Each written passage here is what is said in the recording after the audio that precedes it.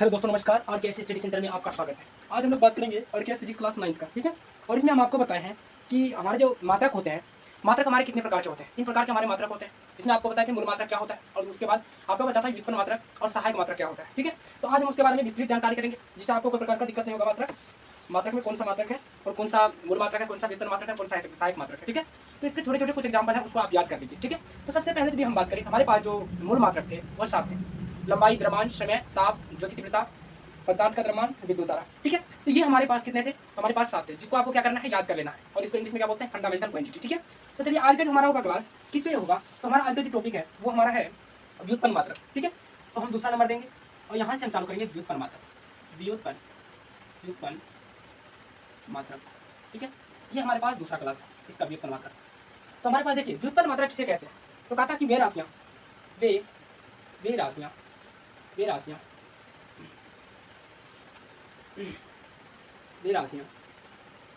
जो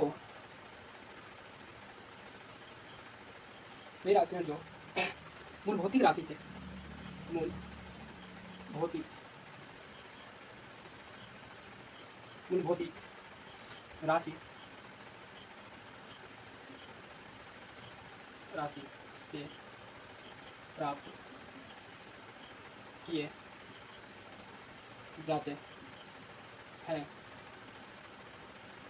उसे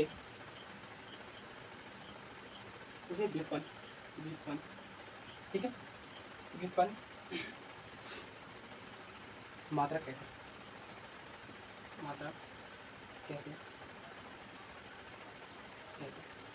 अब देखिए, यहाँ पे हम क्या बोले कि वे राशियाँ जो मूल भौतिक राशि से, अब देखिए डिफिनेशन लिखने में क्या होता है कि थोड़ा तो मतलब हम स्पीड से लिख सकते हैं, बट आपको धीरे धीरे लिखते हैं कि अभी लिखते जाइए साथ में कि वे राशियाँ जो मूल भौतिक राशि से प्राप्त किए जाते हैं। ये क्या होता है? तो मूल भौतिक राशि से। ये क्या बोल रहा है, ध्यान से सुनिए। ये मूल भौतिक राशि से, ये किससे? तो मूल भौतिक राशि से प्राप्त किए जाते हैं।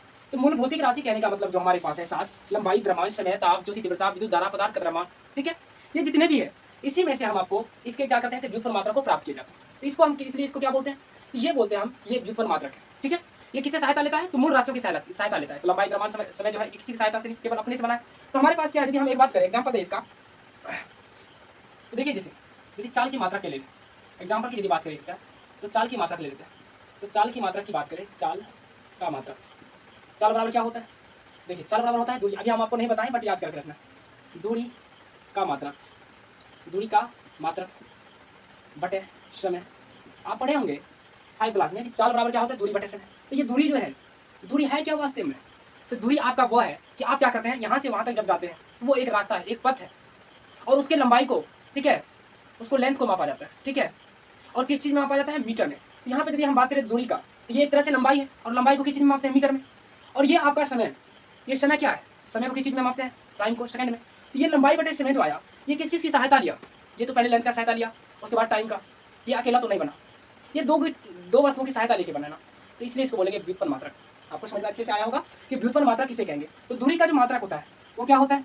दूरी का मात्रक मीटर होता है, और समय का आपका सेकंड होता है, ठीक है, सेकंड। तो इसको क्या लिख सकते हैं हम? मीटर बटे सेकंड, ये लिखते हैं ना। या आप ऐसे लिख सकते हैं, मीटर सेकंड और माइनस का 1। जब इसको ऊपर ले जाएंगे, नीचे में प्लस में है तो ऊपर ले जाएंगे तो माइनस में 1 हो जाएगा। कोई दिक्कत आपको?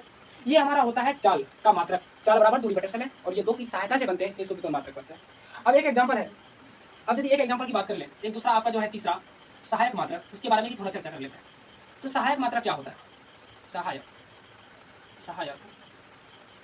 मात्रक, देखिए सहायक मात्रक क्या होता है।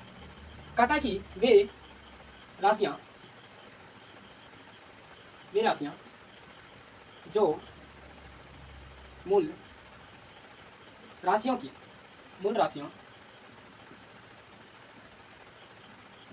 सहायता करता है। मूल राशियों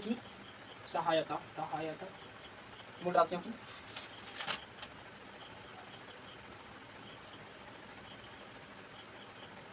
सहायता करता है, उसे सहायक मात्रक कहा जाता है, ठीक है, कहा जाता। मतलब ये क्या कह रहा कि ये जो राशियां हैं सहायक मात्रक, ये क्या करता है सहायक मात्रक। तो ये क्या करता है, ये मूल राशियों की सहायता करता है। ये क्या करता है, तो मूल राशियों की सहायता करता है, इसलिए इसको क्या बोलते हैं, सहायक मात्रक। यदि इसकी एग्जाम्पल की बात कर ले तो आपका क्या आता है, समतल कोण, समतल कोण एवं ठोस कोण, ठोस कोण, ठीक है, इत्यादि। इस प्रकार से जो हमारा है, इसमें 2 एग्जाम्पल दिए हैं, इसको याद कर लेना आपको कि व्युत्पन्न मात्रक वे राशियां जो मूल भौतिक राशियों से प्राप्त किए जाते हैं, मतलब क्या, ये मूल भौतिक राशि से प्राप्त किए जाते हैं, उसको व्युत्पन्न मात्रक बोलेंगे। और इसका चाल का मात्रक, दूरी का मात्रक बटा समय, इसमें 2 मतलब दूरी का भी निकालना पड़ा और समय का सहायता लिया। दूरी किसका सहायता, समय के लिए, तब जाके आपको मीटर पर सेकंड आया, तो ये किसी की सहायता लेके बनाता है, जिसको बोलेंगे व्युत्पन्न मात्रक। ये क्या करा, तो ये देखिए, ये हमारा दूरी का मात्रक जो है, ये एक मूल राशि है और समय भी क्या हमारा मूल राशि है, ये दोनों की सहायता से बना है, तो इसको व्युत्पन्न मात्रक बोलेंगे। और सहायक मात्रक क्या करता है, तो वे राशि जो मूल राशियों से की सहायता करता है, मतलब ये क्या करता है, मूल राशियों की लंबाई, द्रव्यमान, समय जितने भी है, इस सब की सहायता करता है, उसको बोलते हैं सहायक मात्रक, ठीक है।